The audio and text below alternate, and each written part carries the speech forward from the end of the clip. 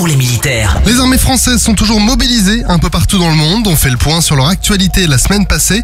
On commence avec le Proche et le Moyen-Orient. En mer Rouge, la frégate française déployée pour l'opération Aspide a reçu le renfort d'un avion Atlantique 2. Cet aéronef permet de surveiller la zone dans une grande envergure et contribue ainsi à la sécurité des voies commerciales de Suez à Hormuz.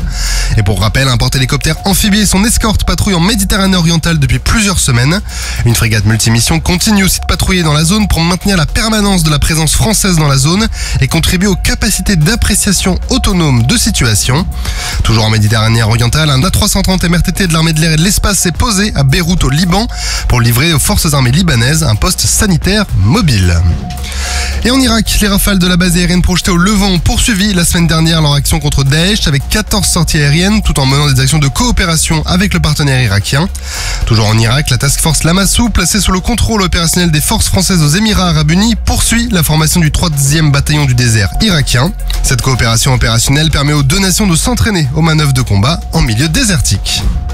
Et direction l'Afrique, à présent, à Djibouti, un détachement des forces françaises à Djibouti a mené un entraînement avec les forces armées ougandaises. Des militaires du 5e régiment interarmes d'outre-mer sont ainsi rendus sur le camp de Singo pour une séquence d'entraînement de 4 semaines qui a vu se succéder des exercices tactiques de tous les niveaux. Les militaires ougandais ont ainsi pu se préparer pour leur déploiement en Somalie au sein de l'African Transition Mission in Somalia, ou ATMIS.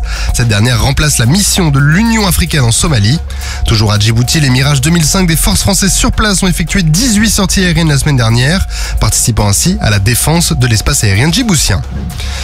Après une escale à Douala au Cameroun, le patrouilleur de haute mer commandant Dukwing a mis le cap vers Dakar au Sénégal pour y conclure son mandat de la mission Corymbe. Tout au long de la patrouille, le bâtiment de la Marine nationale a mené des opérations de surveillance et de lutte contre la pêche illicite, en particulier au large de la Guinée et de la Guinée-Bissau. Cette zone souffre en effet du pillage des ressources halieutiques contre lequel la mission Corymbe est dirigée. Le groupe tactique embarqué a lui mis à profit ce déploiement au Sénégal pour mener des actions de partenariat avec l'armée de terre sénégalaise. En alternant des exercices de combat de jour et de nuit, les spécialistes des deux nations ont pu s'exercer à des manœuvres de tir et d'entraînement tactique. Dans l'Indo-Pacifique, la frégate de surveillance Prairial a quitté les eaux de la zone économique exclusive polynésienne et a mis le cap sur l'Asie. L'équipage qui est parti la semaine dernière de Papeete a profité du début de sa patrouille pour réaliser des entraînements nécessaires à un déploiement à la mer de longue durée. Cette mission de 2 mois et demi sert aussi à démontrer l'attachement de la France à la stabilité dans la zone Indo-Pacifique.